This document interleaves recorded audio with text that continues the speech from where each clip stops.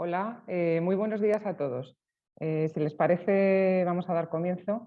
En primer lugar, un saludo desde la Federación Española de Municipios y Provincias, desde la Red Española de Ciudades por el Clima.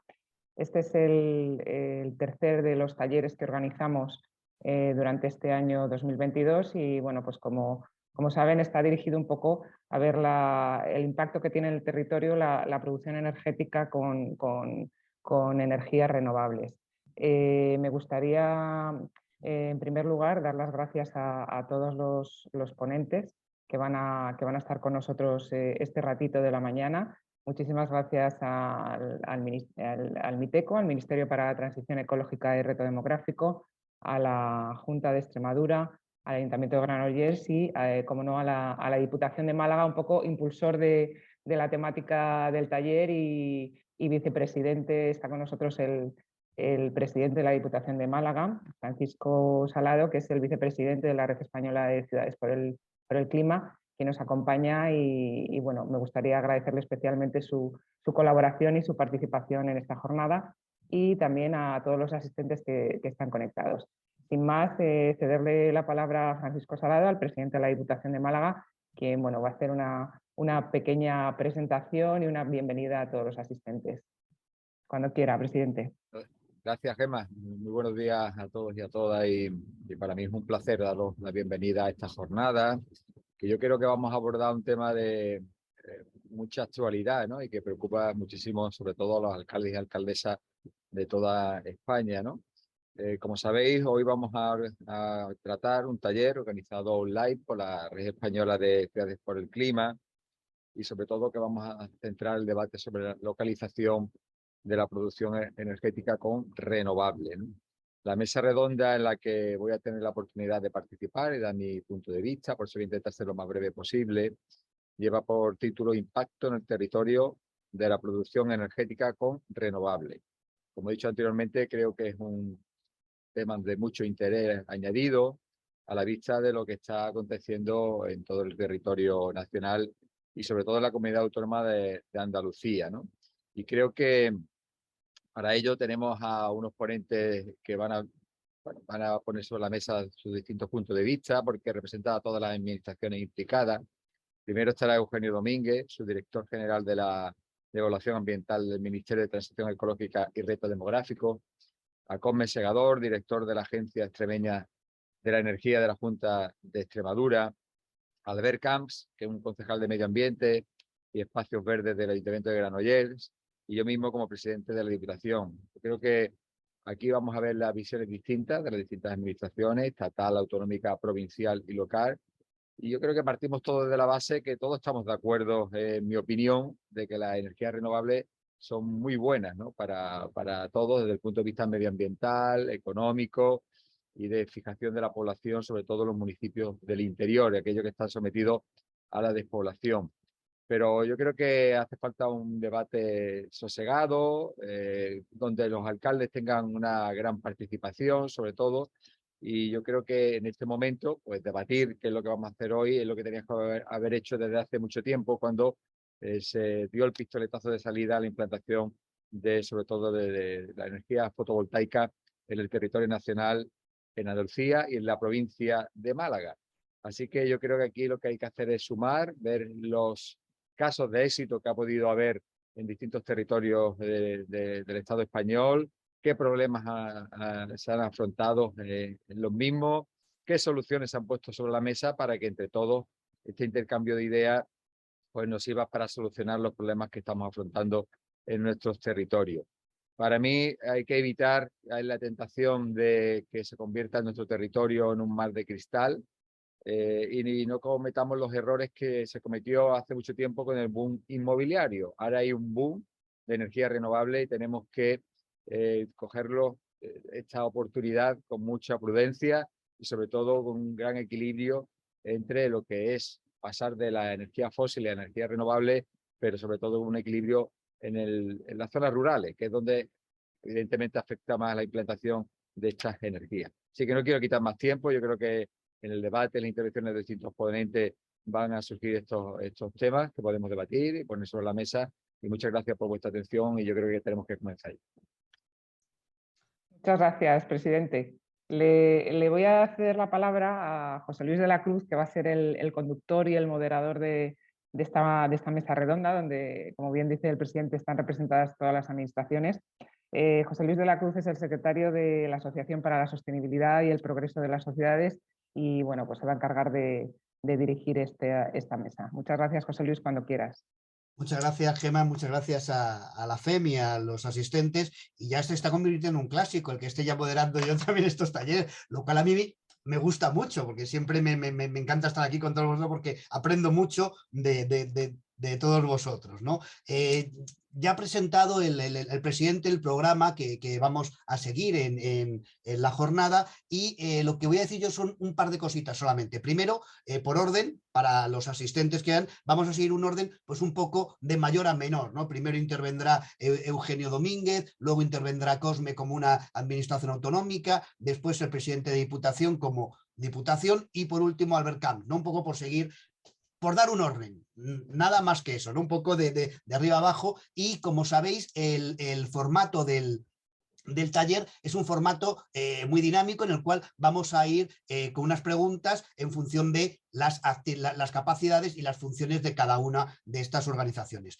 Simplemente decir que estamos celebrando este taller justo cuando también empieza el debate sobre el Estado de la Nación, donde seguro que los temas de la energía van a salir, porque es un tema fundamental también para el desarrollo del país. No quiero nada más que decir esto, vamos a dar paso a Eugenio Domínguez. Eugenio, por parte del Miteco, lógicamente un poco, quizá contigo la pregunta es un poco obligada, ¿no? Porque sé que desde el Miteco, sé que desde el PNIEC, digamos que para hacer compatible con el PNIEC, se desarrolló una herramienta de zonificación, de sensibilidad ambiental del territorio para ver un poco cómo se puede y dónde se pueden ubicar estos parques solares o eólicos, estas energías renovables, ¿no? Entonces, la pregunta es inmediata. ¿Puede servir esta herramienta a las entidades locales para que tomen decisiones a la hora de instalar su proyecto de energías renovables? Y también sé que esta herramienta va evolucionando, no es una cosa estanca. Un poco que nos cuentes cómo ha evolucionado esta herramienta, en qué estado está y qué utilidad tiene para las entidades locales. Eugenio, cuando quieras. Sabéis que las preguntas, estaremos como unos 6 minutos o algo así. Me tocará hacer un poco papel de villano, ya sabéis, si os vais mucho tiempo, que sé que no, pero lo advierto para que no os caiga mal, simplemente desde el principio. Cuando quieras, Eugenio. Muchas gracias, José Luis. Buenos días a todos. Lo primero, gracias por invitarme a esta jornada, que espero que sea muy interesante y de utilidad para todos. Efectivamente, como tú decías, José Luis, una vez que se sacan los objetivos del PNIEC, objetivos que básicamente eran 50.000 megavatios en eólica para 2030 y 39.000 megavatios de solar fotovoltaica también para 2030, no es fácil entender que ante esa digamos, objetivo, lógicamente se iban a presentar muchísimos proyectos. De hecho, así ha sido. Es decir, nosotros ahora mismo, lo que es la Administración General del Estado, eso no hablo de las comunidades autónomas, que luego Cosme supongo que también lo está sufriendo, entre comillas, pues entonces que nosotros estamos gestionando más de 900 proyectos que tenemos que para el año que viene en los diferentes hitos tendríamos que haber tramitado. Lógicamente, esa avalancha de proyectos y demás, ante la inexistencia inicial de una planificación, que efectivamente, como todos sabemos, la generación eléctrica en principio es libre, la terrestre, y por lo tanto se han planteado una serie de proyectos, ya digo que más de 900, y eso lógicamente nos ha planteado un problema, dos problemas, un problema de gestión puramente administrativa y un problema luego de desarrollo de esos en el territorio, de esos proyectos en el territorio. Como decía también el presidente de la Diputación, efectivamente, si nos centramos básicamente en la fotovoltaica y en la eólica, pues tenemos dos impactos principales. En la fotovoltaica básicamente es la ocupación de terreno, es decir, consume mucho terreno, y la eólica básicamente también tenemos un problema de interferencias y de incompatibilidad a lo mejor con la bifauna, sobre todo, digo, como principales impactos más destacados. Después tenemos otros impactos comunes a las dos tecnologías. Entonces, ante esto y ante este problema, pues yo creo recordar que desde 2018 más o menos desde el Ministerio, en concreto desde mi subdirección, se planteó la necesidad de buscar una herramienta, cuidado que estoy hablando de herramienta, que sirviese como base para que tanto promotores como administraciones de diferente tipo pudiesen tomar decisiones, ¿vale? Entonces, en esa toma de decisiones es para lo que se crea esta herramienta. Insisto, es una herramienta, no es una normativa, ¿de acuerdo? Aunque al final estamos viendo cómo está derivando a ser casi una normativa, ¿vale? Porque se está utilizando para determinados concursos y determinadas cosas que, bueno, que en principio no estaba planteado para eso, pero no hay otra herramienta y por lo tanto se está utilizando así. Por lo tanto, es una herramienta para que promotores y administraciones puedan tomar decisiones, ¿vale? Entonces, ante eso, básicamente la herramienta constaba, como yo creo que todo el mundo lo conoce ya, pues una zonificación en la cual había, creo recordar que son cinco categorías de sensibilidad baja, moderada, alta, muy alta y máxima. Bueno, pues en función de eso, lo que se quiere indicar, básicamente el mensaje es, oiga usted, no se coloque usted en una zona de sensibilidad máxima, no por nada, sino porque va a tener mucho más problemas, va a causar mucho más impactos y el desarrollo de su proyecto va a ser más complicado. El mensaje básico es ese. Entonces, esa herramienta, yo sé que los promotores tienen sistemas informáticos mucho mejores que la administración y la han mejorado mucho más, con lo cual ha sido, digamos, una base para que esa zonificación, ese despistaje del territorio, pues pueda servir para tomar esas decisiones de ver dónde se coloca o no se coloca este tipo de infraestructura. Claro, ¿esto para qué? Para la administración local, que ahora mismo nos centra en este tema con la Diputación, pues efectivamente, alcaldes y demás tienen proyectos propios que quieren en sus propios municipios y demás instalar este tipo de tecnología. Lógicamente, como ya digo, en la fotovoltaica, que como decía el presidente también, efectivamente ahora mismo es la que digamos inicialmente en todo esto, la eólica iba por delante, luego ha habido un vuelco y ahora es la fotovoltaica. Los proyectos de fotovoltaica son más que los eólicos, también porque la eólica se ha desarrollado primero y ya va más desarrollada. Entonces, efectivamente, nos encontramos con un problema. Yo lo centro básicamente de competencia de utilización del territorio. Es decir, estamos hablando de que territorios limitados se pueden utilizar para poner una fotovoltaica o para poner otro tipo de actividad. En esa dicotomía, digamos, es donde nos encontramos. ¿Qué prima más, una cosa u otra? Entonces, es la idea general de la evaluación de impacto ambiental, en lo que se refiere a mi subdirección, es hacer compatible eso. Nosotros el objetivo principal que tenemos es que se consiga la generación necesaria, en este caso la planteada en el PENIEC, con el mínimo coste ambiental. Ese sería, digamos, como objetivo principal. Para eso, esta herramienta es para lo que se sirve. Sirve para tomar esas decisiones que nos conduzcan a este objetivo final, que es conseguir que se genere lo necesario para que podamos tener independencia energética, no contaminar y demás. Es decir, todos los objetivos que todos sabemos que las renovables nos podrían proporcionar. Pero cuidado, como también hablábamos antes, las energías renovables no son inocuas, causan impactos.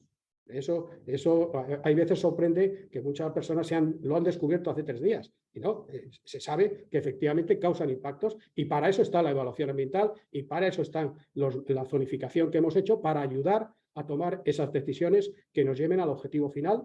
Ya digo, en principio el objetivo es conseguir la generación necesaria, conseguir esa independencia energética, conseguir la seguridad energética, con lo cual tiene que haber un mix lógico en la renovable yo creo que tiene el papel principal, pero también siendo conscientes de que estas energías causan unos impactos y que esos impactos son los que hay que evaluar.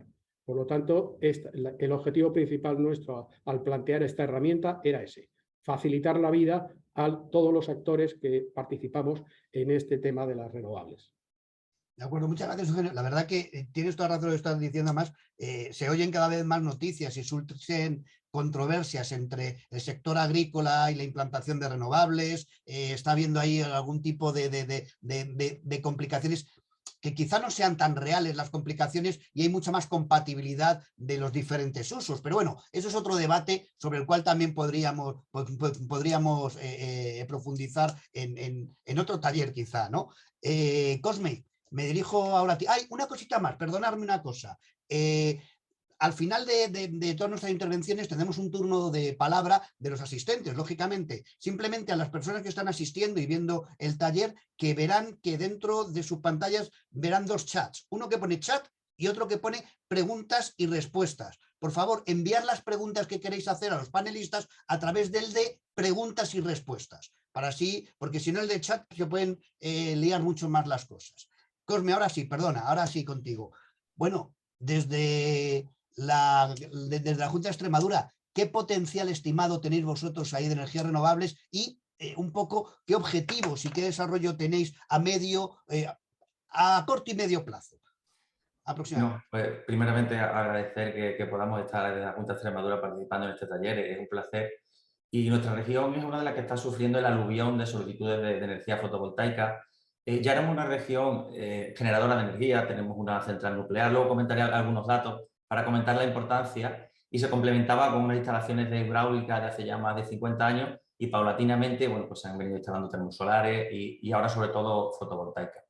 En este caso, además, un sector que está suponiendo mucho para nuestra región desde el punto de vista de empleo, desde el punto de vista de ingresos. Y bueno, por ir comentando algunos datos que creo que nos pueden ilustrar. Por ejemplo, el año pasado se ha producido en Extremadura 5 veces más energía de la que se consume. Es cierto que una parte muy importante ha sido con nuclear y el resto con energías renovables. Pero esto significa que toda esta generación está libre de emisiones de CO2. Ahora también nos queda aquí esta cuestión y esta controversia de que la Comisión Europea ahora, bueno, pues ha determinado que la energía nuclear se determina como energía verde, en la cual entendemos que bueno, debe haber una transición. La central nuclear de Extremadura tiene ya una antigüedad y debemos ir cambiando a otro modelo. Como decía, principalmente la producción del año anterior se ha aumentado sobre todo por la fotovoltaica. A día de hoy hay unos 4.000 megavatios. Eso, para que no entienda de número, bueno, pues significa que es la región que tiene mayor potencia instalada. Por ejemplo, Andalucía tiene unos 3.000, Castilla-La Mancha también aproximadamente. Entonces, en relación a la superficie y a la población, para nosotros supone una cantidad muy importante. Estos 4.000 megavatios además están en 641 proyectos, los cuales están repartidos por toda la región. Entonces, es una tecnología que también de alguna forma, bueno, pues participan muchos municipios de la posibilidad de empleo y también de lo que serían los ingresos como consecuencia de las tasas y de los impuestos que pagan estas instalaciones. A título también ilustrativo, se montó la planta más grande de Europa de unos 500 megavatios y a día de hoy se está construyendo otra que ya lo va a superar. Con lo cual es cierto que se están construyendo macroplantas. También comentar, por ejemplo, que en el periodo 2008 al 2018 se incrementó la potencia fotovoltaica en unos 160 megavatios y ahora mismo está creciendo a un ritmo de 1.000 megavatios anuales. Entonces, podemos ver un poco, bueno, pues la importancia que está teniendo el sector fotovoltaico en la región. También, como decía, bueno, pues otras tecnologías que participan en la termosolar, en la cual hay 17 plantas, casi unos 900 megavatios. Hace unos años era la principal tecnología de generación en la región y ahora se ha visto, bueno, totalmente superada por la propia fotovoltaica. Contamos también, como decía, con hidráulica, aproximadamente unos 2.000 megavatios repartidos en varias centrales a lo largo de los pantanos. Y sin embargo, por ejemplo, con eólica solo existe un parque en nuestra región, 40 megavatios. Luego comentaré, bueno, pues Extremadura tiene una zona cepa muy importante, casi el 30% es zona protegida, y en concreto, pues la eólica es una de las que está sufriendo estas restricciones medioambientales. Dentro de esa generación, que como comentaba, una parte muy importante es la generación con energía renovable. Con energía renovable solo se cubriría el 185% del consumo de la región, es decir, casi que el doble de lo que se genera con renovable es respecto al consumo. Y en este caso, bueno, pues a nivel general, ¿qué significan estos datos desde el punto de vista económico en nuestra región? Bueno, pues el sector energético en global significaría a nivel de España el 9,5%. El sector de la generación de energía renovable significa casi el 8%.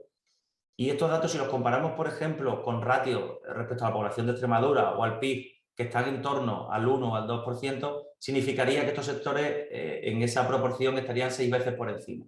Con lo cual es un sector pues, bastante importante desde el punto de vista económico y desde el punto de vista de empleo. Otro dato interesante, es cierto que existe una ocupación muy importante, pero a día de hoy esos 4.000 megavatios más todas las termosolares solo ocupan el 0,3% de la superficie de nuestra región. Quizá contamos con una ventaja y es que hay una zona bueno, pues, muy despoblada, tiene una densidad de población muy baja y hay mucha posibilidad en este caso para esta implementación con renovables. Por dar algunos datos, por ejemplo, de beneficios que están llegando al territorio gracias a todos estos proyectos. Pues en el año 2021 la inversión de todas las plantas rondó unos 900 millones de euros. Con esto se crearon aproximadamente unos 3.000 puestos de trabajo en toda la construcción. Es cierto que solo el periodo de construcción, luego el mantenimiento disminuye mucho. Y a efectos, por ejemplo, de impuestos en los municipios, esas inversiones, impuestos, generaron unos 10 millones para las distintas arcas municipales. Con lo cual también, como decía, además en el caso en concreto de la fotovoltaica, que son parques muy dispersos y muy repartidos, de alguna forma también bueno, pues se reparte esos beneficios, esas tasas por todos los municipios. Comentamos también un poco la cuestión del uso del terreno, los movimientos sociales que estaban existiendo. Ya casi todas las plantas están trabajando bajo el concepto de agrovoltaica. En concreto, nosotros también además tenemos un proyecto con el Ministerio de Agricultura, desde la Agencia de la Energía, en la cual en una planta piloto se están haciendo experiencias plantando pastos, en los cuales el ganado luego pues, puede alimentarse de esos pastos con plantas aromáticas. Entonces sí es cierto que se está trabajando en una compatibilización del suelo que creemos que es muy importante. Es verdad que hay determinadas zonas en las que se implantan este tipo de tecnologías que son improductivas, que tampoco tienen esa necesidad, pero en la medida de lo posible se está trabajando mucho en esa cuestión.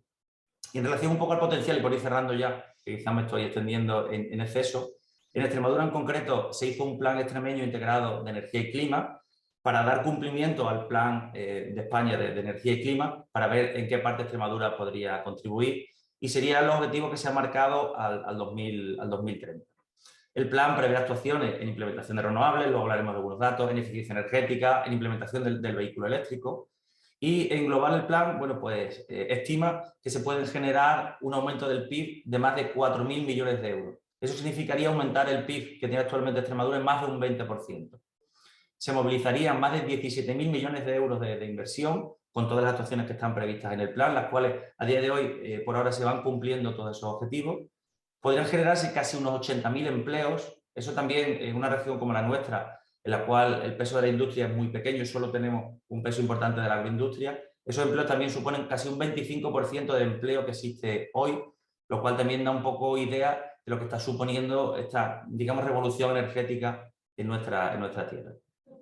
En relación a la fiscalidad, también hacía alusión de los datos del año 2021, se estima que en todo este periodo puedan recaudarse por parte de los ayuntamientos más de 1.000 millones de euros. Por poner algunos casos, por ejemplo, cuando se montaron las termosolares, en algunos de los ayuntamientos, las termosolares sí que en este caso son plantas mucho más grandes y están más concentradas. En algunos de los ayuntamientos que tuvieron la suerte de ponerlas, bueno, pues todos los años perciben una cantidad muy importante y se nota al final también bueno, el movimiento desde el punto de vista de los restaurantes, de los hoteles, pero sobre todo también el pago de los impuestos a esos ayuntamientos, los cuales tienen una posibilidad todos los años de seguir haciendo bueno, pues mejoras, en muchos casos en eficiencia energética en los propios municipios.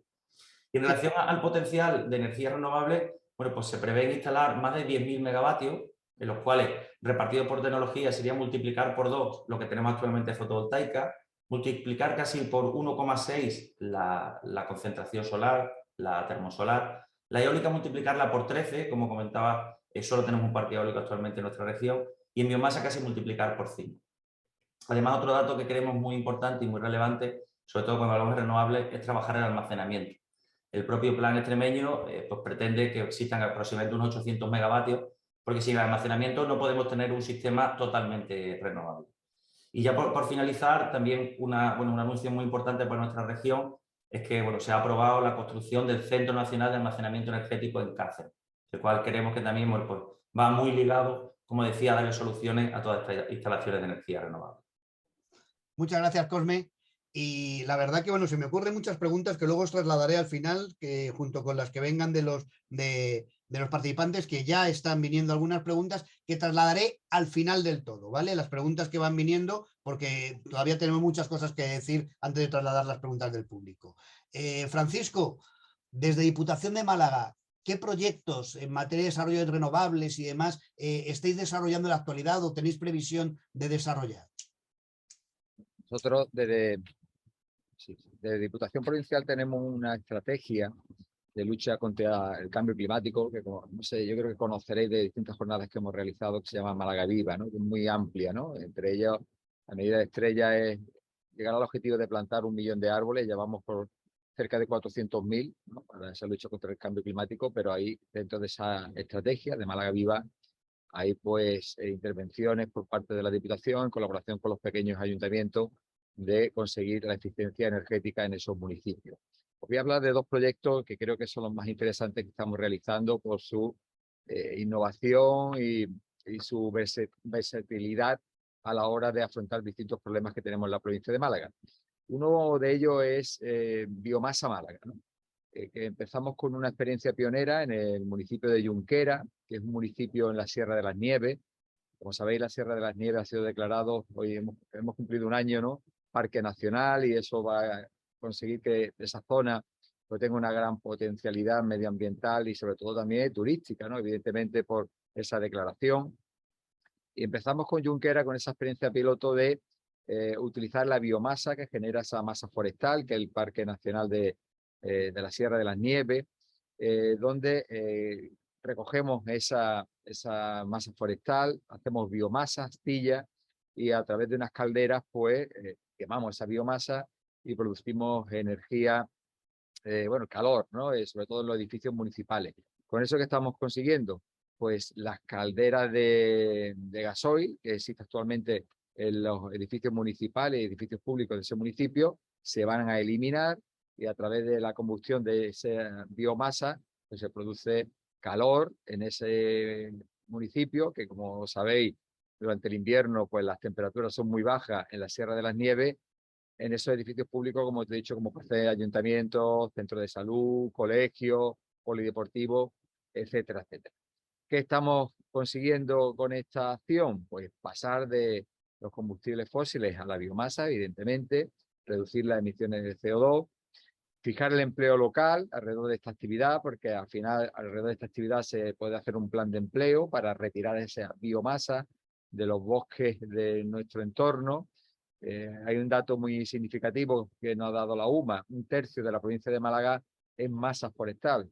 Evidentemente, mirad qué potencialidad medioambiental tiene y riqueza tiene la provincia de Málaga. Bien, pues con esto podemos eliminar los residuos forestales, mejorando el estado sanitario de nuestros bosques y sobre todo la prevención para incendios, ¿no? Que como sabéis, pues Málaga desgraciadamente hemos tenido durante estos 2 últimos años 2 incendios muy agresivos y muy devastadores, como el que sabéis fue en Sierra Bermeja. Bien, con esto también creamos empleo, como hemos dicho, y fijamos la población en estos pequeños municipios donde la despoblación es uno de los problemas que tenemos, yo creo que en todas las provincias de España. La experiencia ha sido tan exitosa en el municipio de Junquera como experiencia piloto, que ya hemos empezado a extender este plan. Así que hemos puesto como objetivo un nuevo plan donde se va a extender a 8 municipios más de la Sierra de las Nieves, con una inversión de 6 millones de euros, y evidentemente ya hemos tenido peticiones de distintas comarcas para extender este plan. Así que para el año que viene vamos a extender, además de estos 8 municipios, con Junquera 9 y esos 6 millones de inversión, el plan a otras comarcas, como es la Serranía de Ronda. Como sabéis, el Valle de Genal, la zona del Guadiaro, es una zona también muy boscosa, donde también las temperaturas en invierno pues bajan considerablemente, y esos municipios, esos pequeños municipios, son todos municipios menores de 5.000 habitantes, pues van a ser beneficiados también de este proyecto de Biomasa Málaga. Y así lo iremos extendiendo a la zona de Antequera, Nororma, que es la zona nororiental de la provincia de Málaga, también el limítrofe con la comarca de Antequera, y la comarca de la Sarquía, que tiene 31 municipios, y sobre todo en la zona de la Alta Sarquía las temperaturas en invierno pues también son bajas, ¿no? Y luego también dentro de ese programa de Málaga Viva, la eficiencia energética y sobre todo bajar los consumos en los pequeños municipios, también con el encarecimiento de la energía eléctrica, pues es uno de nuestros objetivos. Así que hemos aprobado 5 proyectos a través de fondos europeos, donde nosotros ponemos 2,3 millones de euros para en 27 localidades menores de 5.000 habitantes, pues hacer que el consumo de energía eléctrica sea lo más eficiente posible, no solo con el cambio de luminaria a LED de toda la red de los ayuntamientos, tanto de edificios públicos como los que hay instalados en las calles, los viales del municipio, sino también para el control, el telemando de esa red de energía, ¿no? Y de alumbrado público en todos esos municipios. Estamos convencidos, porque ya tenemos los datos, que el consumo de la factura eléctrica de esos municipios le va a suponer un ahorro importante en estos momentos de aumento del consumo eléctrico y sobre todo, bueno, pues como siempre el objetivo de reducir la emisión de de gases de efecto invernadero, ¿no? Esos son los dos grandes objetivos que tenemos, independientemente de que tenemos otros relacionados con la fotovoltaica, ¿no? Y donde estamos haciendo experiencias pilotos en pequeños municipios para hacer comunidades energéticas, donde el ayuntamiento y los vecinos pues puedan instalar placas fotovoltaicas sobre sus viviendas, sobre todo también sobre las grandes infraestructuras que tienen los ayuntamientos, como son pabellones, etcétera, etcétera, para constituir esas comunidades energéticas en los municipios. Son los tres grandes proyectos que tenemos y yo creo que poco a poco vamos a extender todos estos grandes proyectos a los 103 municipios de la provincia de Málaga, aunque sean mayores de 20.000 habitantes, pero yo creo que esta mentalidad se tiene que ir extendiendo no solo a los pequeños municipios con la colaboración de la Diputación, sino con todos los municipios independientemente de su tamaño. Esos son los tres grandes proyectos que estamos realizando en este momento en la Diputación Provincial. Genial, muchísimas gracias, Francisco.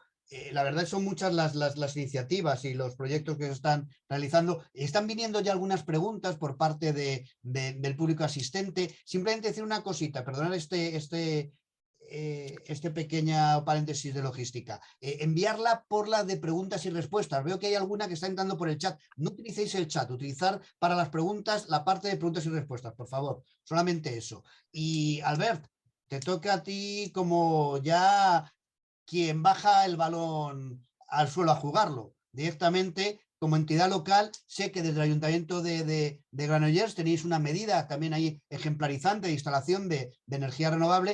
Si puedes explicarnos un poco cuál ha sido tu experiencia, las barreras, los inconvenientes, la evolución, porque sé que además esta medida que habéis implantado ha evolucionado, ha tenido una evolución y ha tenido una serie de momentos iniciales que van cambiando, ¿no? Pues si nos puedes explicar esta bajada al terreno, ¿no? De una instalación ya instalada localizada en el municipio, cuando quieras, Albert.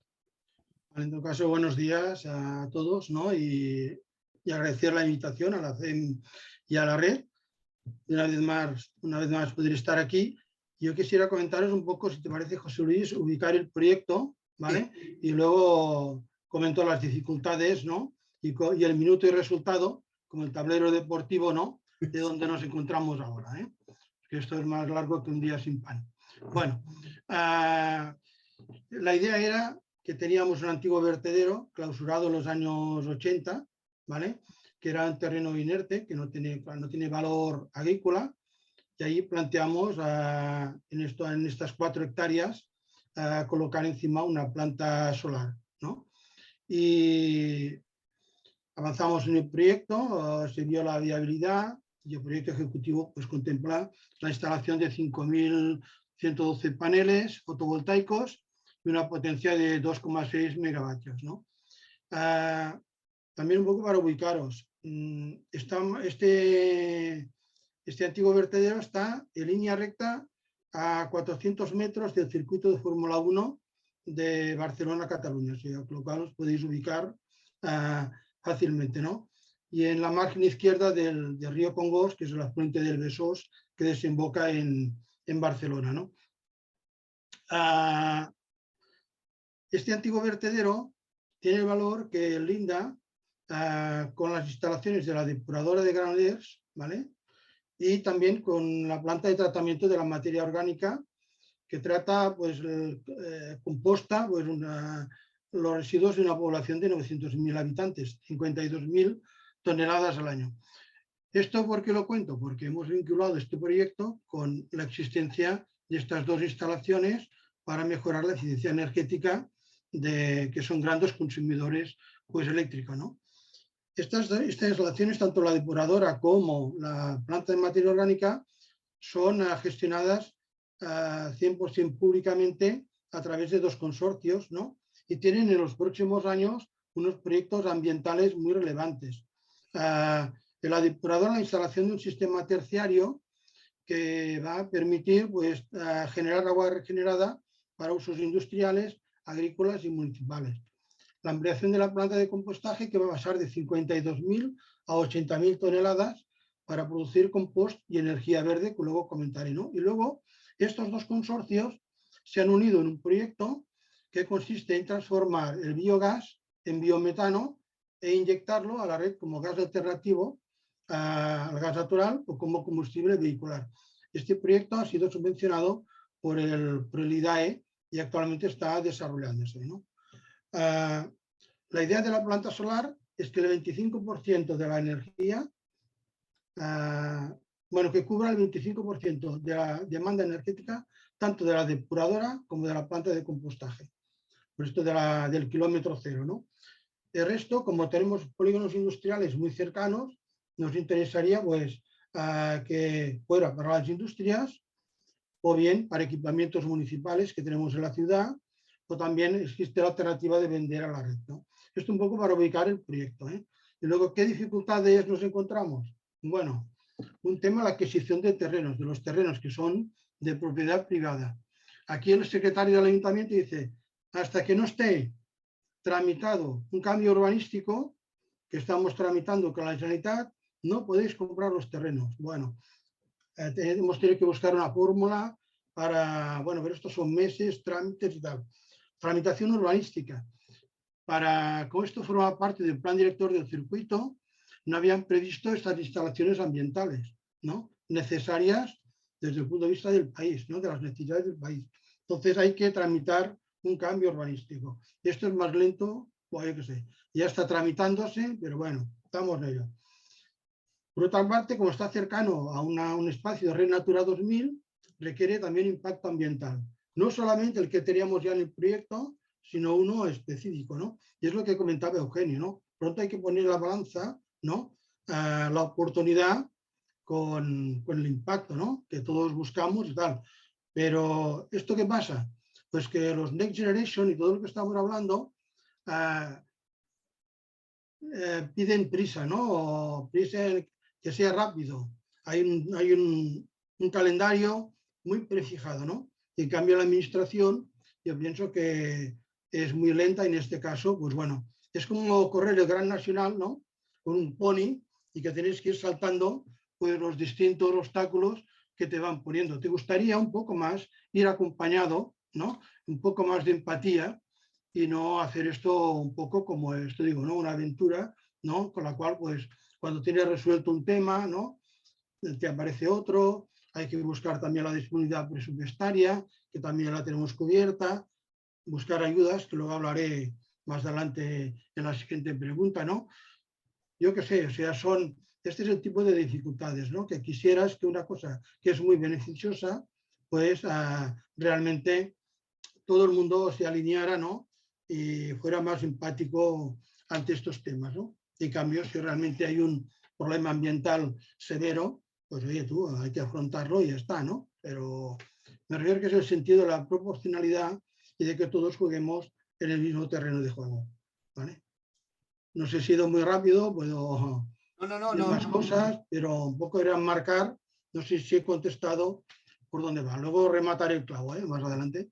Sí, sí, no te preocupes, Albert, que luego hay una segunda ronda para todo lo que se haya podido quedar y luego tendremos incluso una palabra final si hay tiempo después de las preguntas, que ya os advierto que están llegando preguntas de todo tipo. Justo con esto estaba comentando Albert y lo ha comentado también Cosme y Francisco. Quería trasladarte, Eugenio, una pregunta en cuanto a esos procedimientos, en cuanto a esa relación interadministrativa, ¿no? O sea, ¿qué vinculación? Digo, porque mucha gente a lo mejor pues lo desconoce también, ¿no? ¿Qué vinculación existe entre los informes que emiten las comunidades autónomas, el procedimiento de evaluación de impacto ambiental y luego realmente ya la posible ubicación? Porque quizá hay una duda, ¿no? O sea, las comunidades autónomas emiten unos informes, pero la evaluación ambiental viene por parte de la administración central. Entonces, ¿cómo es eso? ¿Cómo van esos trámites?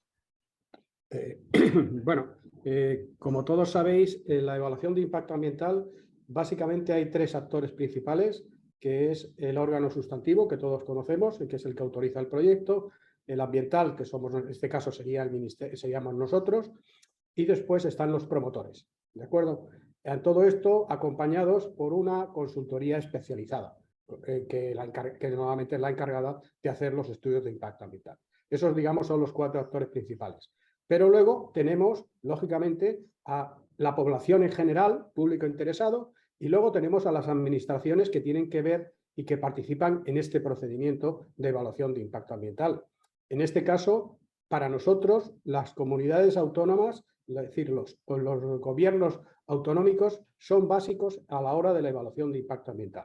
Por lo tanto, si acordáis más o menos de lo que dice la normativa, la Ley 21/2013, establece una serie de informes preceptivos, que son 9 en concreto, y uno de ellos es el informe del departamento, digamos, el responsable de medio ambiente de esa comunidad autónoma, ¿vale? Medio natural, llamarlo como queráis, ¿vale? Para nosotros, ese informe, además de ser preceptivo, es necesario, ¿vale? Con lo cual, para nosotros hacer la evaluación de impacto ambiental, necesitamos como mínimo contar con ese informe, aparte de otro de esa serie de 9, ¿no?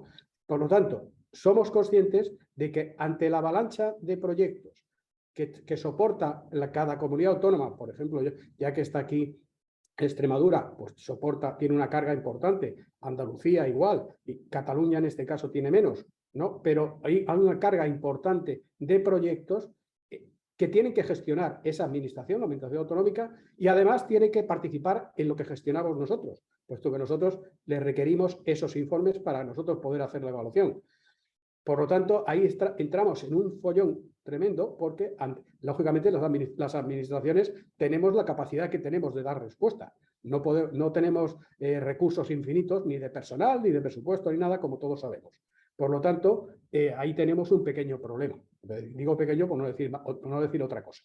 Pero bueno, el caso es que estamos gestionando este procedimiento y para nosotros la comunidad autónoma, los informes de la comunidad autónoma son muy, muy importantes, son básicos, pero eso sí, no son preceptivos, vinculantes. En ese sentido, no son vinculantes, pero lógicamente, ante un informe de una comunidad autónoma que tiene su peso, que tiene sus argumentos, difícilmente puedo ir yo en contra. Otra cosa que podemos hablar es de determinadas comunidades autónomas que tienen establecidas zonificaciones territoriales. Entonces, ahí entramos en un pequeño choque, puesto que hay zonificaciones que afectan y unas se reconocen y otras no se reconocen en cuanto a la vinculación a la Administración General del Estado. Pero en general, contestando a tu pregunta, José Luis, para nosotros los informes que hace la comunidad autónoma, en concreto, hablando en general de los de medio natural, para nosotros son básicos, aunque no sean vinculantes, pero sobre todo son necesarios para nosotros poder hacer una declaración de impacto ambiental como hay que hacerla. Vale, no, digo porque es que muchas veces surge esta duda, ¿no? A ver, si tengo ya el estudio de la comunidad, ¿por qué tengo que esperar tiempo hasta que conteste el Estado y tal? Pero gracias por responder realmente lo que es el procedimiento, que me parece importante verlo en este sentido, ¿no? Hay una pregunta luego sobre la herramienta que te trasladaré, Eugenio, pero vamos a pasar ahora a Cosme. A ver, Cosme, te voy a hacer una pregunta inmediata. ¿Qué líneas de financiación tenéis en la actualidad en la Junta de Extremadura? Porque nos habláis de muchos proyectos y bueno, yo supongo que claro, el dinero no cae del cielo, esto tiene que tener unas ayudas para poder desarrollarse. ¿Qué líneas estáis desarrollando ahora de financiación y de los proyectos que ayuden sobre todo a las entidades locales a desarrollarlo? Pues mira, hablando de los grandes proyectos, no hay ninguna línea de financiación. Lo que sí tenemos la suerte de disponer de mucho territorio que favorece esta cuestión. Y lo que sí se trabajó dentro de la Junta de Extremadura, se creó un grupo específico en el cual están dentro de la misma consejería Industria y Medio Ambiente. Y existe un grupo específico para tramitación de proyectos de energías renovables. Esto significa que proyectos que en otras comunidades tardaban entre 1 y 2 años, aquí en menos de 6 meses se están tramitando. Eso no exime de la rigurosidad medioambiental. Por ejemplo, comentaba la zona CEPA, en la cual hay más de un 30% en nuestra región, y la semana pasada ha habido un parque eólico que se ha echado para atrás como consecuencia de no cumplir algunas de las cuestiones. Y eso, en muchos casos, en detrimento de la opinión de los alcaldes que van solicitando, oye, por favor, que el parque fotovoltaico o el parque eólico esté cerca de mi territorio por esos beneficios que comentaba anteriormente que se pueden crear o tienen como consecuencia del empleo y de los impuestos que vienen asociados a estas cuestiones en los municipios. O sea que en muchos casos los propios municipios se acercan a la Junta de Extremadura solicitando que por favor le tramiten el parque. Lo que le dicen, oye, si no cumple medioambientalmente no se puede tramitar. Lo que sí estamos trabajando mucho, sobre todo en los municipios, en el fomento del autoconsumo. El autoconsumo está creciendo a ritmos de casi el 200% durante todos los años. Aproximadamente hay unas 4.000 instalaciones en nuestra región, pero es curioso, sobre todo mucho a nivel doméstico. Yo creo que la influencia de la subida de los precios ha concienciado mucho al usuario doméstico. En el caso de industria habrá unas 400 o 500. Tenemos más de 34.000 empresas en la región, con lo cual existe un potencial muy importante. Y sobre todo estamos trabajando, lo comentaba el presidente de la Diputación de Málaga, en los modelos del autoconsumo compartido y de comunidad energética. Creemos además, Extremadura tiene más de 420 municipios, el 80% son de menos de 2.000 habitantes, lo cual, bueno, pues parece que se favorece esta cuestión. No es sencillo, una comunidad energética inicialmente suena muy bonito. El ayuntamiento puede ayudar, pero no es el único. Tiene que haber un movimiento social a nivel de todas las personas del municipio o de las empresas que lleguen a fructificar en esta cuestión. Pero creemos que es otra de las líneas importantes. Sí se han realizado muchísimas instalaciones a través de los fondos, los DUC 5000. En este caso, coordinamos con las dos diputaciones, la de Cáceres y Badajoz, cómo repartir esos fondos en la región. Y prácticamente en el 80% de los municipios se han hecho cambios del alumbrado a LED, se han montado instalaciones de biomasa en colegios, fotovoltaicas en muchas dependencias municipales y sobre todo en muchas residencias de ancianos y depuradoras, que son sistemas además en los cuales, bueno, pues se rentabiliza de forma muy interesante. Y además, bueno, pues también estamos trabajando, sobre todo en el fomento del autoconsumo. En concreto, la Junta de Extremadura creó, bueno, se firmó un protocolo, lo firmó el propio presidente con todas las entidades implicadas, tanto distribuidoras, la administración, diputaciones, ayuntamientos, empresas. En este caso, incluso se ha creado normativa específica en el que, bueno, se limita el tener que pedir licencias de obra en determinadas cuestiones, en el que se facilitan todos los trámites, y creemos también que esto ha servido para impulsar el autoconsumo en los municipios. Y además hay un asesoramiento continuo, sobre todo a los técnicos municipales, que en muchos casos le pueden llegar pequeños proyectos y no saben si tienen que pedir esta licencia de obra, si es más fácil de una manera o de otra, y en ese caso también creemos que se está simplificando bastante. Y en otro de los casos que estamos trabajando mucho, sobre todo, bueno, también hace 2 años se aprobó una estrategia de rehabilitación de todos los edificios de la Junta de Extremadura y además en concreto del sector de educación, y con un proyecto del Banco Europeo de Inversiones sí estamos asesorando para que se generen medidas de ahorro y eficiencia energética e implementación de renovables. En este caso, además, modelos en los cuales la administración no tiene que poner ningún dinero inicial. Serían modelos con servicio energético, modelos de PPA, de venta de energía, con modelos de leasing. Y lo que estamos haciendo, sobre todo, bueno, pues es asesorar y sacar los pliegos técnicos para poder cubrir en todos los edificios de la administración pública y en concreto iniciando los hospitales y los centros educativos de fotovoltaica. Creemos además que la labor divulgativa que pueden tener también en los edificios educativos para los niños y lo de concienciación, pues muy importante en esta cuestión. Genial, muchísimas gracias, Carmen. Francisco, vosotros dentro de Diputación de Málaga sois una entidad que tenéis una visión muy global, pero muy próxima también a los municipios, ¿no? Y en este sentido sí me gustaría saber, vosotros cómo lo veis, qué aspectos positivos y negativos estáis viendo que conlleva la implantación de las energías renovables, sobre todo en pequeños municipios, porque, a ver, estamos diciendo que todo es estupendo, colocamos energía, empleo, pero a ver, habrá alguna cosa negativa. Entonces realmente quiero, claro, es que es así, es que realmente ojalá fuera todo estupendo, ¿no? Pero sí me gustaría ver eso, ¿no? ¿Qué cuestiones positivas y negativas, cómo es ese balance, sobre todo en pequeños municipios, y qué papel desempeñan los ayuntamientos realmente en este impulso de las energías? Aunque luego tendremos a Albert, que es un ejemplo del impulso, no de las energías, pero bueno, pero por favor, Francisco, con respecto a tu experiencia dentro de la provincia. Sí, José Luis, aquí cuando se dio el pistoletazo de salida para la implantación de los parques fotovoltaicos, que es el que tiene más problemática en la provincia de Málaga, pues las empresas que optaban a uno de estos proyectos se posicionaron rápidamente haciendo sus peticiones por toda la geografía de la provincia de Málaga. ¿Qué ocurrió? Que al final todas intentaron posicionarse junto a lo que están las grandes líneas de transporte, ¿no? Porque esa energía que producen los campos fotovoltaicos pues tienen que transportarse a través de la red que hay actualmente para abaratar costes y ser más eficientes. ¿Qué ocurrió? Pues evidentemente todo se planificó junto a esas redes de alta que hay por toda la provincia y evidentemente se provocó una masificación de todo el entorno de muchos municipios, ¿no? al final, pues, la falta de información por parte de los alcaldes hicieron que todos viniesen a la Diputación Provincial a que le ayudara primero a la información, y en el caso que vieran que era perjudicial medioambientalmente, paisajísticamente, para su municipio, buscar un asesoramiento jurídico para oponerse a esa instalación. Yo creo que la preocupación que mostraron los alcaldes y también la Diputación Provincial hizo que todo se tomara con más sentido común y que la Junta analizara caso por caso. Evidentemente, cada petición que se estaba realizando se creaba un impacto medioambiental importante a la estrategia que ya estaba haciendo la propia Diputación Provincial de Málaga de beneficiar el interior de la provincia por sus valores medioambientales que tiene. He dicho anteriormente que un tercio de la provincia de Málaga es masa forestal, ¿no? Y evidentemente implantar todos estos parques, porque la gran mayoría de la red va por zonas muchas veces especialmente protegidas, con grandes masas forestales, pues iba a crear un gran impacto medioambiental. Y no sobre todo eso, sino la preocupación del abandono del mundo rural por la ocupación de esas zonas que muchas veces eran zonas agrícolas, ¿no? Y eso se corre un gran riesgo, ¿no? Que se abandone el mundo rural y lo que es la agricultura tradicional. Así que nos pusimos a trabajar en ese aspecto, también a analizar cómo, como sabéis, si la extensión o la potencia de ese parque es de 50 megavatios, pues la competencia es del Estado; si es menor, la competencia de la Junta de Andalucía.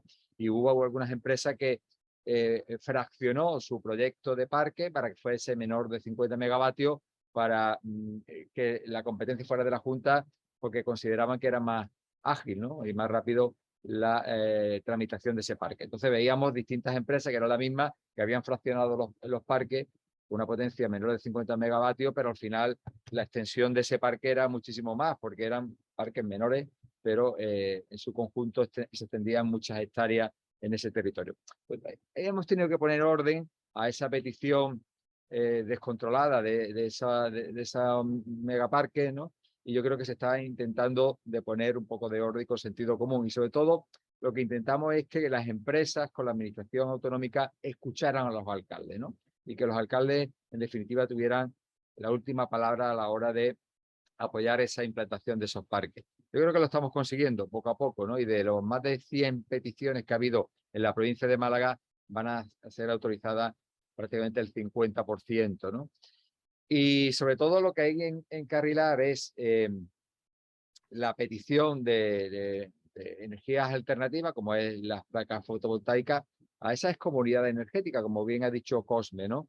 Donde hay municipios que nosotros estamos asesorando al respecto, y tenemos experiencias pilotos, como es el municipio de Benarrabá, un municipio pequeñito de la comarca de Ronda, donde vamos a ver y vamos a analizar la implantación de esas comunidades energéticas, donde ayuntamientos y vecinos se van a involucrar para ver qué potencialidades tiene la implantación de esas placas fotovoltaicas sobre los edificios municipales, sobre las empresas que hay en esa zona, y ver la rentabilidad y la potencialidad y la autosuficiencia que puede tener ese proyecto. Y si lo conseguimos, ir extendiéndolo al resto de municipios. Yo creo que tenemos que identificar y potenciar esas acciones sobre que los ayuntamientos, las empresas sean autosuficientes, colocando placas fotovoltaicas sobre sus empresas, sobre sus edificios públicos, sobre los pabellones, y ayudar a través de ayudas directas por parte de la Junta, por parte del Estado, por parte incluso de la propia Diputación, la implantación de ese sistema, ¿no?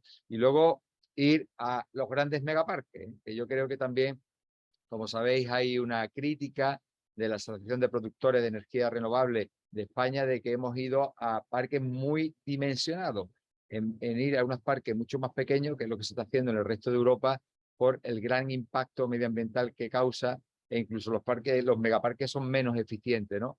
Así que en esa línea estamos trabajando, ¿no? En poner un poco de orden a la implantación de esas placas fotovoltaicas, que estamos todos de acuerdo en ello, pero que no entre en colisión con una estrategia que lleva la propia Diputación de aprovechar nuestro entorno natural. Sabéis, proyectos que tiene la Diputación, como es la Gran Senda, como ese recorrido medioambiental que tenemos de 800 kilómetros por toda la provincia de Málaga, y su gran valor es el impacto natural y paisajístico que tiene la provincia de Málaga, la senda litoral, el corredor verde de Guadalhorce. Tenemos estrategias para dinamizar medioambientalmente turísticamente el interior de la provincia y muchos de estos proyectos entraron en colisión con esa estrategia.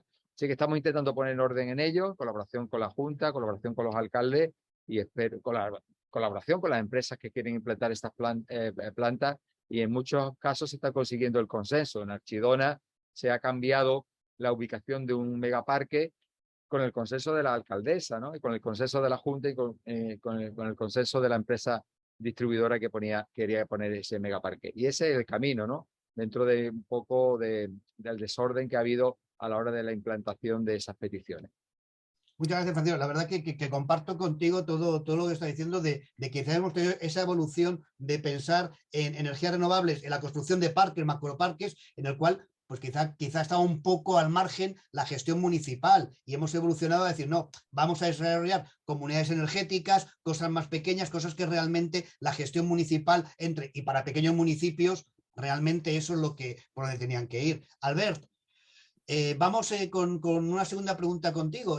Bueno, hemos visto de ayudas y más. ¿Vosotros habéis contado con ayudas a la hora de hacer el proyecto? Y cuéntanos un poco más también, beneficios que hayáis conseguido, alguna barrera de las que te han quedado en el tintero sin comentar, que nos puedas comentar.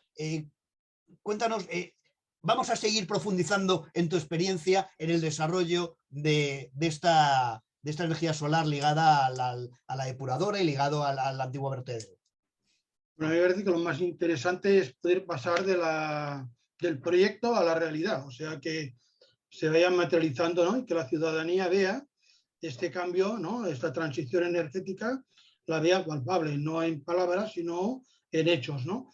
Y entonces, este proyecto que he comentado, pues que tiene un presupuesto de 2,7 millones de euros, ¿no? El proyecto ejecutivo prevé que en 11 años, 6 años si es el caso de autoconsumo y 13 años en el caso de dirección a red, pues sea amortizable, ¿no? ¿Qué pasa? Que con el aumento del precio de la energía, estos plazos se reducen sustancialmente. Y por otra parte, hemos recibido lo que me preguntabas, ¿no? Una subvención de 1,5 millones sobre estos 2,7 de la Diputación de Barcelona, ¿no? Con lo cual, pues lo hace todavía más asequible, ¿no? Y más factible realizar el proyecto, ¿no? Por lo cual, el marco que he explicado anteriormente, ¿no? De la administración, cuando tienes todo encaminado, ¿no? A nivel, que igual es lo más complicado, a nivel económico, ¿no? Que el proyecto se aguante, sea viable, a ojos de la ciudadanía, ¿no? El hecho de que esto, la administración, toda la burocracia quede resuelta, ¿no? Y que facilite, es muy importante, ¿no? Porque si no, hablamos de proyectos, pero cuesta verlos, ¿no? Aquí, bueno, intentaremos a ver si hubiera alguna ayuda de Next Generation y pudiéramos también conseguir más financiación, pues bueno, por las líneas que salgan, ¿no? De la Generalitat o de lo que sea, ¿no? Pero económicamente no nos preocupa tanto porque lo tenemos bien encaminado. Y claro, ¿qué tenemos? Tenemos el proyecto ejecutivo y un proyecto que es viable técnicamente y económicamente. Lo que comentaba, los problemas que la Secretaría del Ayuntamiento pues ponía pues, para la compra de los terrenos, hemos buscado una solución para avanzar, ¿no? Bueno, hemos llegado a un acuerdo que los propietarios han aceptado este nuevo marco, ¿no? Que no ha sido fácil, ¿no?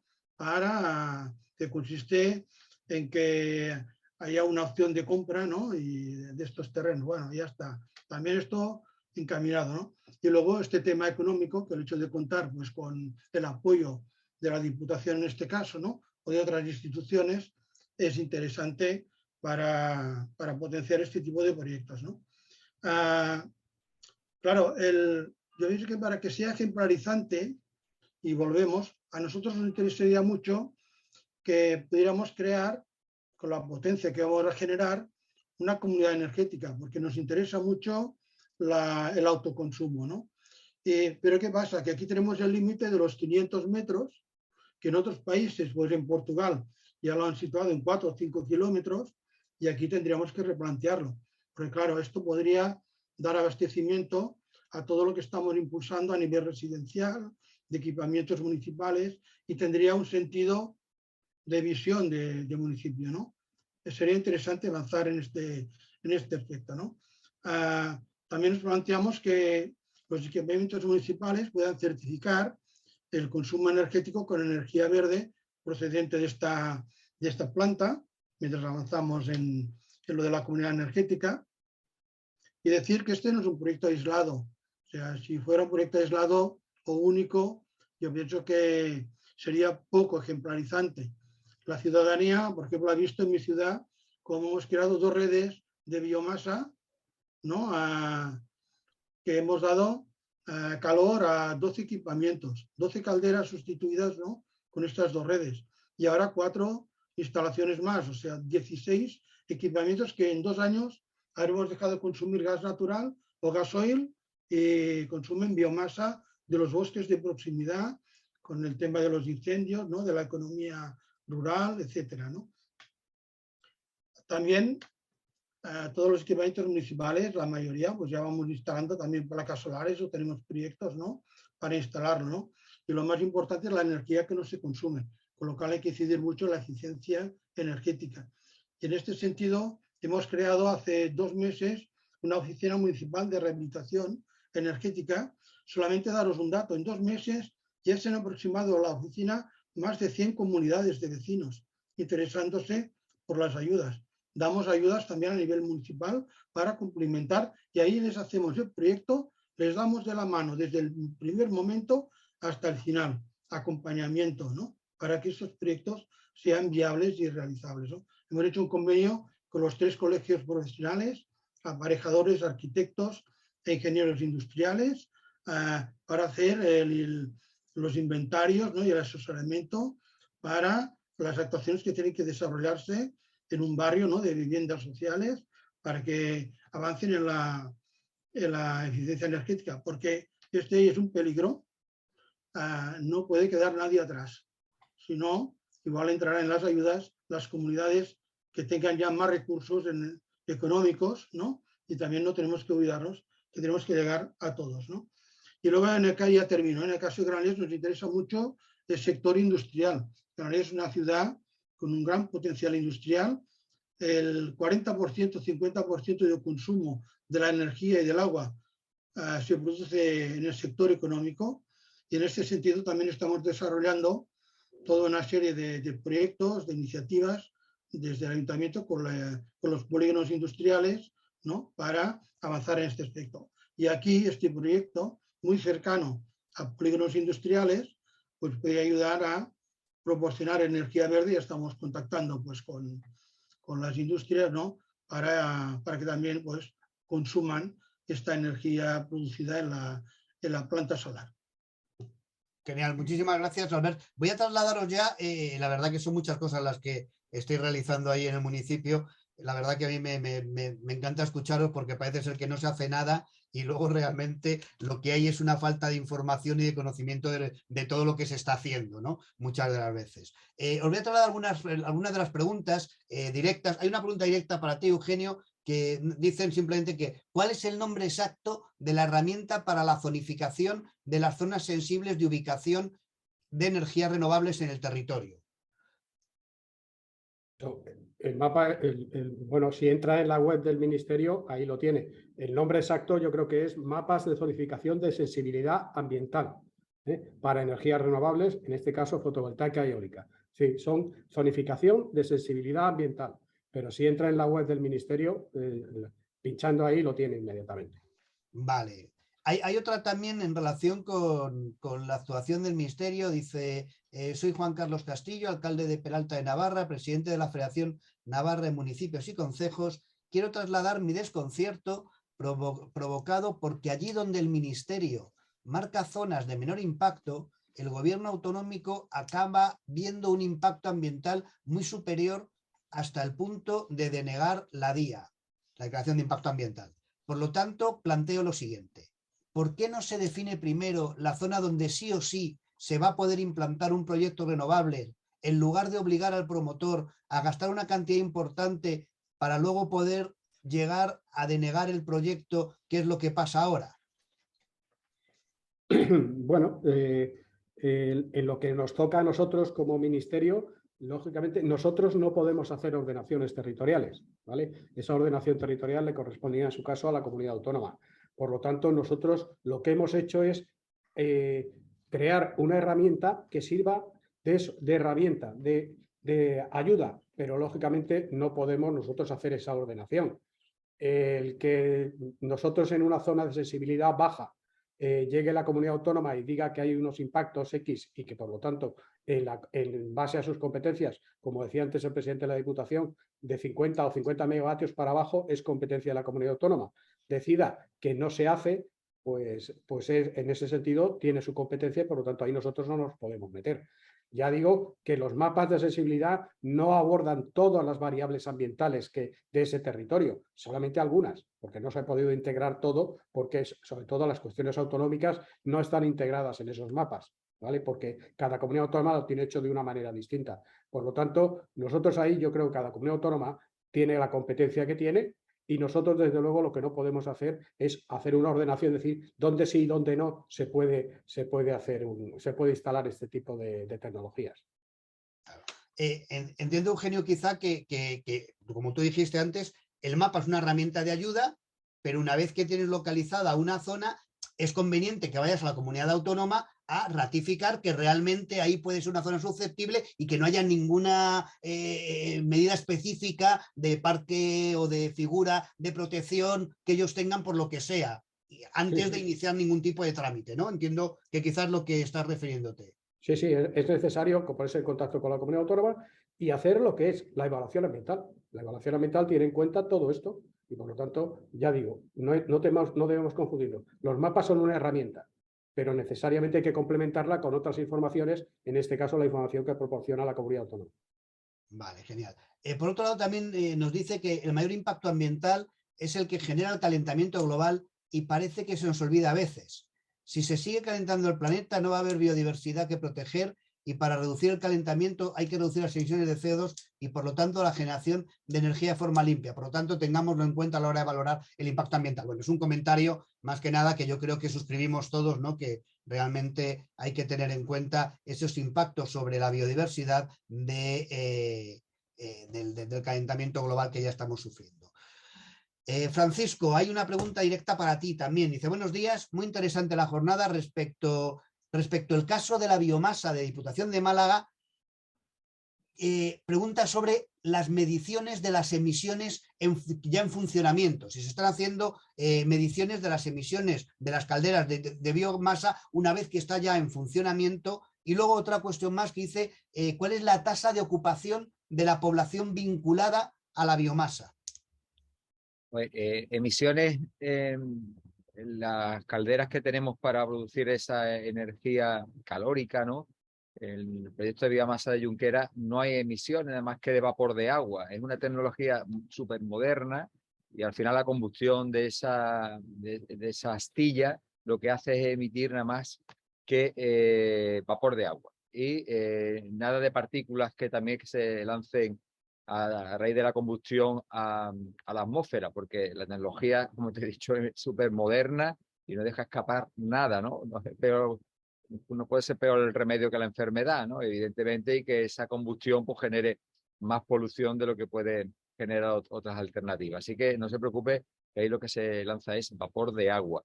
Y luego nosotros no estamos preocupados por el impacto en el número de población que puede tener esta acción, ¿no? Esto lo estamos haciendo en municipios menores de 5.000 habitantes, que no tienen capacidad económica, evidentemente, y que están cerca de una masa forestal, ¿no? Para conseguir el objetivo, primero, de sanear esos montes, crear empleo y crear una energía eficiente y, sobre todo, respetuosa con el medio ambiente, ¿no? Ahí en la zona de la Sierra de las Nieves son todos, como he dicho, pequeños municipios menores de 5.000 habitantes. Así que la población es pequeña, ¿no? Pero sobre todo es conseguir ese objetivo, ¿no? El cambio de modelo energético y, segundo, sanear nuestros bosques y crear empleo, ¿no? Y fijar la población.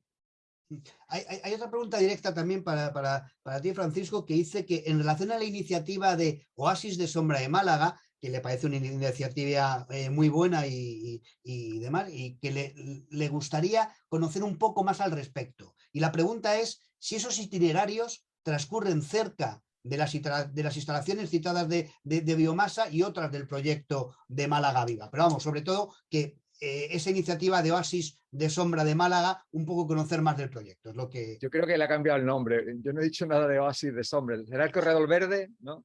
El Corredor Verde, ¿no? O Gran Senda. Sí, yo he hablado de varios proyectos. Es la Gran Senda Málaga, que son itinerarios ecológicos que estamos haciendo por toda la provincia de Málaga. Son 800 kilómetros ya, que están interconectados entre las zonas que tienen gran interés medioambiental, luego con unos senderos radiales se van conectando con los pequeños municipios que discurren por esa gran senda de Málaga, y muchos de ellos evidentemente se van a ver perjudicados, esa zona paisajística medioambiental que tú vas visitando con esa gran senda, que puedes hacerlas andando, puedes hacerlas algunas a caballo y otras puedes hacerlas en bicicleta.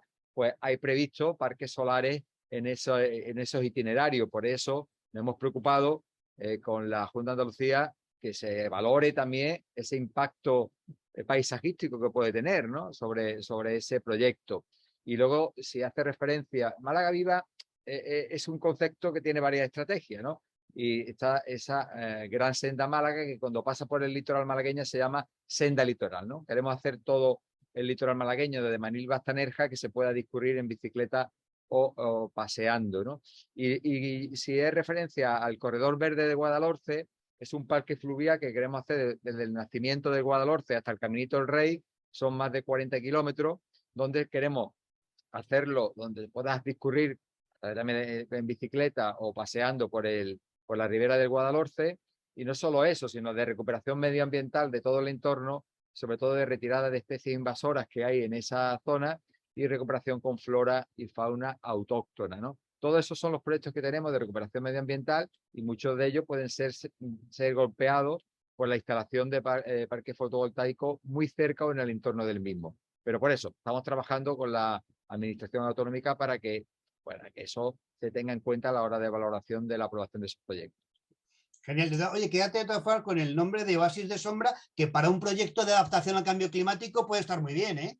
Sí, sí, bueno, el nombre está bien, lo tomamos nota, Puede ser un buen nombre. Hay una que os voy a lanzar un poco a todos, porque nos preguntan que solamente, yo creo que ya hemos hablado a lo largo de la jornada, pero por si acaso hay algo que queréis apuntillar, ¿no? Dice, buenos días, solo escucho hablar de grandes proyectos de macroplantas y grandes plantas que pondrán en marcha grandes corporaciones empresariales y fondos de inversión. ¿Qué hay de la oportunidad de alcanzar soberanía energética para la ciudadanía en general y dejar de depender de grandes empresas eléctricas? No solo los Next Generation son una oportunidad en este sentido. Creo que hemos hablado de ello, creo que la experiencia de Albert es también una experiencia muy clara de lo que están diciendo, pero si hay alguna cuestión más que queráis apuntar en este sentido, tenemos tiempo ahora. Todavía, oye, vamos bien de tiempo, nos quedan todavía 12 minutos para cumplir la hora, o sea que estamos siendo muy ordenaditos. Cosme, veo que has levantado la mano. En relación con eso también, bueno, pues digamos por alusiones, por sido el que más ha hablado de grandes plantas, yo creo que no son incompatibles ninguna de las dos y hay que trabajar en las dos líneas. Es decir, esta transición energética no solo puede ser fotovoltaica de autoconsumo, se necesitan grandes plantas. Sí que deberíamos trabajar otros modelos que se están utilizando en Europa, en los cuales se permite a los ciudadanos de los entornos del municipio que puedan ser accionistas o participantes en esas plantas, lo cual también haría factible en muchos de los casos y que se rentabilizaran esos ingresos. Es otra de las cuestiones que estamos... Un segundo, Cosme, ¿eso no serían las comunidades energéticas? ¿Sería otra cosa? No exactamente. Podría ser. La comunidad energética al final tiene, porque existen distintas modalidades, pero sobre todo tiene un concepto más local, es decir, compartir fotovoltaicas de autoconsumo en todos los tejados alrededor del municipio, y habría esa opción de poder tener una gran planta que alimentara. Sí que además, por ejemplo, nosotros también estamos teniendo problemas con determinados cascos históricos que están protegidos por patrimonio, en los cuales no se le permite a los vecinos poder instalar fotovoltaica. Les estamos privando del derecho de tener una energía limpia como consecuencia de una protección patrimonial. En esos casos, la opción de tener una pequeña planta en los alrededores del municipio para que puedan beneficiarse de esa energía sería interesante. Pero a día de hoy, si queremos desplazar todos los combustibles fósiles y todas las centrales convencionales se necesitan también grandes plantas, con lo cual tenemos que buscar ese equilibrio para que al final nuestro sistema pues, pueda depender simplemente de energía renovable. No he explicado nada, mi proyecto es justamente que podemos hacer en donde hay gran demanda energética, es donde también tenemos que buscar la manera de ubicar pues, plantas de este tipo, ¿no? La mía es pequeña, un proyecto totalmente público, ¿no? Y que irá destinado a entes públicos, ¿no? Y bueno, es posible y tiene que ser así. Yo pienso que estos son como piezas, ¿no? Me refiero, y cada una tiene su importancia y la mejor energía es la que no se consume y cada cubierta de cada casa, ¿no? Tiene posibilidad de generar energía, pero también tenemos que aprovechar, procurar no terrenos agrícolas, ¿no? Con alto valor agrícola, ¿no? Que es lo que está pasando en nuestro entorno, pues dejen de tener actividad agrícola y pasen a ser plantas, ¿no? Y buscar, pues en este caso, pues un terreno baldío, ¿no? Que no tiene otra capacidad de uso, ¿no? Para encontrarle pues un uso, en este caso, energético, ¿no? Pero sí que compartimos totalmente el objetivo, ¿no? Creo que la iniciativa en donde se debe implantar estas grandes plantas fotovoltaicas la tiene que tomar la administración, no la iniciativa privada, colocando en los sitios donde deben situarse esos grandes parques. Porque sí es cierto, por ejemplo, en la provincia de Málaga, comarca de Antequera. La comarca de Antequera, pues hay zonas pues que, como bien ha dicho Albert, están baldías, no son improductivas, es una zona con muchas horas de sol y evidentemente pues ahí se podría incentivar la implantación de este megaparque, ¿no?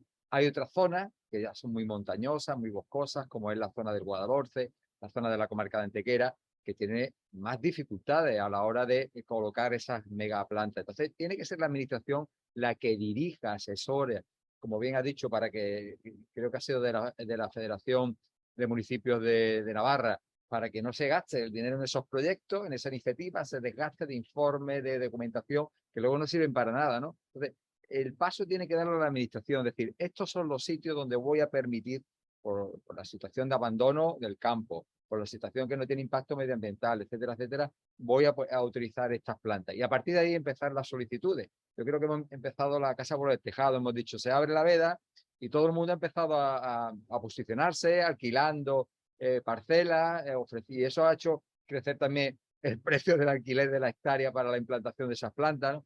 Y yo creo que ha habido un poco de desorden, ya se está ordenando, pero yo creo que la iniciativa tiene que tomar las administraciones públicas para poner orden y concierto en esta situación, ¿no? Evidentemente que todos queremos la energía renovable, evidentemente, luchar contra el cambio climático, pero con sentido común. Yo eso siempre ha sido el mensaje que he querido lanzarle siempre a los productores, a los alcaldes y a la Junta de Andalucía, evidentemente. Hay una cuestión que nos traslada también otro de los participantes que no lo hemos hablado mucho y él quiere que se diga algo sobre ello, ¿no? Dice que las instalaciones fotovoltaicas no generan problemas fundamentalmente a los pequeños municipios, sino que los problemas se generan por las grandes instalaciones eólicas. Entonces, un poco quiere decir que, en este sentido, ¿cuál es vuestra opinión? ¿Cómo veis vosotros esos problemas o ese impacto de las grandes instalaciones eólicas en los pequeños municipios? Bueno, no sé, efectivamente estamos hablando de parques eólicos, estamos hablando de plantas fotovoltaicas, dependiendo de las dimensiones de cada uno de ellos, pues tiene unos impactos más o menos fuertes. Efectivamente, nosotros lo que nos toca al Ministerio, gestionamos plantas superiores a 50 megavatios. Ya estamos hablando de plantas de muchas hectáreas. Efectivamente, si estoy hablando en concreto de fotovoltaica, la ocupación del terreno es importante y por lo tanto entra en colisión con otros usos del suelo. Eso, para mí, eso es importante. Entonces, aquí yo, desde luego, nosotros, en línea de lo que estaba diciendo el presidente de la Diputación de Málaga, el Ministerio no ordena el territorio. Las comunidades autónomas sí tienen esa competencia para ordenar y, por lo tanto, podría hacer esa ordenación, como ya he dicho, que hay comunidades que sí lo tienen hecho, otras no. Entonces, eso podría ser un principio. Pero yo, desde luego, la herramienta que tenemos actualmente es la evaluación ambiental, donde en esta evaluación ambiental entra todo. Ahí es donde metemos todo en esa batidora y sacamos ahí, efectivamente intentamos, como he dicho al principio de mi intervención, conseguir la generación necesaria con el menor coste ambiental. La herramienta que tenemos es la evaluación de impacto ambiental, en el que participan tanto las comunidades autónomas con sus informes, los ayuntamientos, que también se les pregunta, con lo cual ahí intentamos que todo el mundo dé su opinión. Pero no podemos negar que efectivamente las grandes plantas tienen los impactos que tienen, sobre todo porque ocupan mucho territorio, tanto el eólico como el fotovoltaico. Lo importante, desde mi punto de vista, ya es un tema más, una opinión más personal. Lo importante es que cada territorio tiene que decir para qué está. Es decir, territorios que tienen capacidad de generación, porque tienen viento, tienen sol, lo que tienen que decidir es si quieren o no quieren apostar porque en su territorio se instalen este tipo de tecnologías, sabiendo que ahí lleva un coste ambiental. Es decir, ese territorio va a sufrir ese coste. Y por lo tanto, a lo mejor lo que sí hay que hacer es un fondo de compensación o algo parecido para que aquellos territorios que apuestan por instalar este tipo de tecnología se vean beneficiados por esa instalación. Como decía Cosme, vía impuestos, vía participación societaria en las grandes instalaciones y, sobre todo, recibiendo una energía más barata, puesto que ya que soportan la instalación, las PPAs que necesitan pues sean baratas. Eso llevará a asentar la población, porque habrá industrias, habrá empresas que se quieran trasladar a estos territorios, que por generar y por tener una electricidad más barata, pues pueden conseguir ser más atractivos que en otros territorios. Hay territorios que deciden que no quieren que se instale este tipo de tecnología en su territorio porque tiene un coste ambiental importante y me parece muy bien. El modelo, por ejemplo, y no porque esté aquí Cosme, el modelo perfecto, vamos, perfecto, hasta cierto punto, es el de Extremadura. Extremadura ha apostado por generar sobre todo fotovoltaica, pero conservando su alto valor ambiental que tiene de su territorio. Yo creo que es un modelo a seguir, que tampoco hace falta ordenar como tal, pero sí la evaluación está haciendo ese orden. Cosme ya se va a ir contento de aquí. Sí.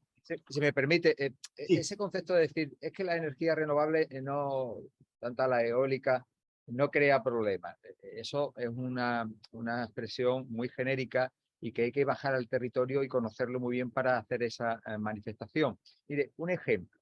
Una vez que se instala unos molinos o una planta, siempre hay una incidencia, como bien ha dicho Eugenio, en el territorio, tanto en la agricultura como en la ganadería, ¿no? Y luego tiene unas limitaciones a la hora de autorizar otro tipo de actividades, incluso a las propias que llevan ya instaladas ahí durante mucho tiempo. Te pongo un ejemplo. La semana pasada estuve visitando una quesería que tiene una explotación caprina en la zona de Casares, y allí hay una planta eólica bastante importante. Bien, pues desde que se instaló esa planta eólica, antes, cuando se moría una cabra o se morían varias cabras, pues tenían allí una reserva de buitres y podían hacer un muladar, es decir, depositar allí con autorización pues, todas las reses que se morían para que se la comieran los buitres. Pues a raíz de implantar este campo de eólico ya no puede hacerlo. ¿Por qué? Porque la normativa dice que no puede, por el peligro que puede haber para los buitres y para las aves en esa zona, no puede hacer ese tipo de actividades a X metros que ya incumple esa explotación ganadera. ¿Y qué tiene que hacer el ganadero? Pues cada vez que se le muere una cabra, pues tienes que llamar a alguien que se la retire con un permiso, etcétera, etcétera, y le supone un gasto añadido. Es decir, toda implantación de una nueva actividad en el mundo agrícola y ganadero, pues tiene unas repercusiones X que tendremos que valorar si estamos dispuestos a asumirla, ¿no? Y eso es lo que tenemos que hacer las administraciones públicas. Y encajarlas dentro de lo que hay. Claro. Entonces, sí que te levanta la mano, pero voy a trasladar primero las preguntas que hay aquí, que a lo mejor dentro de las preguntas vas a tener oportunidad, lo aseguro, porque tenemos todavía pues 4 preguntas que quiero trasladarlas ya para finalizar con estas preguntas. Una de ellas es muy dirigida a Eugenio. Voy a lanzar primero las preguntas y luego contestamos, ¿vale? Una es muy dirigida a Eugenio, que es que por qué las zonas urbanas del mapa aparecen con valor sensibilidad 0, al igual que los parques naturales y zonas protegidas. Esa es una. Luego, otra que nos ha venido también, eso ya, por ahí dice que hasta qué punto la agrivoltaica puede hacer compatible la fotovoltaica con el uso agrario. Esa es para ti, Cosme, que hablaste antes de la agrivoltaica. Y las otras 2 cuestiones creo que son más reflexiones, voy a leerlas directamente. Dice, se da a entender que los parques eólicos son medioambientalmente respetuosos cuando son instalaciones de carácter industrial. Hay quien los denomina polígonos, creo que es bastante acertado, porque en el fondo hay un proceso de industrialización asociado muy importante. Se tienen que hacer vías de acceso y de evacuación de la electricidad, haciendo un gran destrozo. Al final tienes un tránsito de camiones muy importante y en el fondo, bueno, esto efectivamente está viendo algunas de las cosas que hemos ya tratado de los impactos de la eólica y que estaba hablando también Eugenio. Dice, lo que se hace es un daño tremendo a la naturaleza, justo cuando lo que se está haciendo, tal como se concretó en la cumbre de Glasgow, una de las conclusiones que se recoge en el documento final es que hay que hacer un esfuerzo por mantener y por ampliar los ecosistemas y los espacios de biodiversidad. Bueno, bien, es una reflexión, en este caso un poco en contra de las energías eólicas, pero yo creo que lo que hemos estado diciendo, esa necesidad de compatibilizar, sabemos que hay impactos. Eugenio, has dicho que habrá que elegir bien las zonas, has visto como por ejemplo un ejemplo has puesto en lo que hace la Junta de Extremadura de no elijo la eólica, sino elijo la fotovoltaica porque creo que puede relacionarse mejor con el medio. También lo ha comentado Francisco, cuestiones parecidas de cómo, bueno, pues hay que hacer esos encajes administrativos en cuanto a que tengo nuevas generaciones de nuevos elementos que antes no estaban y tengo que encajarlos en la antigua administración. Yo creo que esa parte se ha contestado y me quedo con las dos que son preguntas claras. Una, sobre el valor de la sensibilidad de las zonas urbanas y la otra sobre la agrovoltaica. El primero que quieres, si es Eugenio y luego Cosme. Eugenio, sobre el tema del valor de sensibilidad cero en las zonas urbanas. Nosotros, en los mapas, están hechos la valoración de la sensibilidad va, por así decirlo, de 0 a 1 o de 1000 a 10.000, vamos, de 0 a 1. Con lo cual, 0 es máxima sensibilidad, es decir, zona donde no es recomendable, y 1 es la zona digamos, donde sí se podría poner este tipo de instalaciones. El igualar las zonas urbanas con las zonas de cepa y demás que tienen valor 0 es que la evaluación de impacto ambiental no interviene. Esto no interviene en la zona urbana. O sea, en una zona urbana no se podría poner ninguna de las instalaciones que nosotros evaluamos. Por lo tanto, le damos una zona urbana, no se evalúa, no se puede poner un parque de este tipo o en zona urbana no se puede hacer. La evaluación de impacto ambiental no afecta a las zonas urbanas. Por eso le damos, es decir, en zona urbana usted no puede poner esto. No hay posibilidad física, al fin y al cabo, tampoco de colocarlo. Una cosita, Cosme, te voy a dar la palabra. Quiero disculpar a Albert, que se ha tenido que ir porque tenía trabajo en el ayuntamiento y, bueno, agradecerle, aunque no esté, toda la participación y todo lo que nos ha transmitido, sobre todo esa posibilidad de desarrollar desde los municipios este tipo de proyectos y este tipo de estrategia. Cosme, la agrivoltaica. Pues fíjate, en la experiencia piloto que tenemos estamos sacando algunos datos. Principalmente se está utilizando el terreno para plantar pasto para alimentar a las ovejas, con lo cual se ve favorecido la fotovoltaica. Por un lado, el terreno está más húmedo y al estar más húmedo la temperatura es menor y la producción aumenta.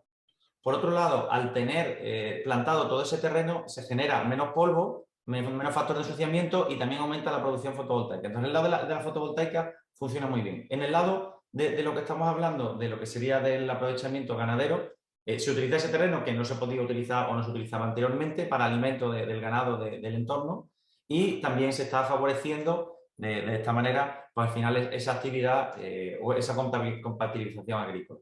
En otros casos de otras plantas que también están utilizando modelos de agrovoltaica, pues se está viendo incluso que al ser zonas que están valladas no entran cazadores, con lo cual muchas de las especies protegidas incluso están reproduciendo y están aumentando el número en la zona. Sean aves, en algunos casos hasta incluso especies de lagarto, con lo cual creo que lo importante y el mensaje es que tenemos que ser sensatos en el uso de todo. Para eso están los estudios de impacto ambiental, valoran muchas de las cuestiones. Se comentaban antes, bueno, pues casos puntuales, claro, para poder quitar o eliminar unos animales de una zona, para una persona era eso un problema, pero a lo mejor el bien que crea en la sociedad, en los demás, para eso está el estudio de impacto ambiental, que en muchos casos son muy rigurosos y generan estas cuestiones. Y lo único que quería apuntar anteriormente, y sobre todo decir, ¿cómo puede priorizar una administración el que se monte en grandes plantas? Ahí está la planificación de la red eléctrica. Es decir, por ejemplo, Extremadura ha apostado en unos núcleos con subestaciones en los que entendía que ahí es factible el desarrollo de esas tecnologías. En el entorno del Parque de Monfragüe y en las zonas que están protegidas, ahí no hay ninguna subestación ni posibilidad de acceso de línea.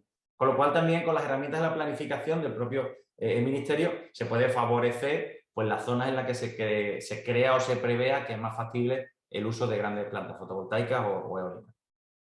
De acuerdo, pues oye, muchísimas gracias a todos. Yo, como siempre, he aprendido mucho. Cada vez que vengo a un taller de esto me voy con muchos conocimientos. Veo que son muchas cosas las que se está haciendo y creo que se está yendo en una buena línea desde Diputación, desde el Ministerio, desde la Junta de Extremadura, desde las propias entidades locales. Y simplemente le paso la palabra a Gemma para despedir el taller y agradeceros a todos los asistentes y a los panelistas, lógicamente, vuestra participación. Gemma, cuando quieras. Muchas gracias, José Luis. Nada, simplemente agradecer a todos los asistentes la participación. Yo creo que ha sido una mesa interesante con distintos puntos de vista, pero muy enriquecedora para todos. Y bueno, desearos unas felices vacaciones y emplazaros a la Asamblea de la Red Española de Ciudades por el Clima, que vamos a celebrar en Málaga el día 23 de septiembre, con la colaboración de la Diputación de Málaga. Y bueno, pues emplazaros a todos a vernos presencialmente si la situación lo permite y qué mejor sitio que Málaga. Muchísimas gracias a todos y un saludo.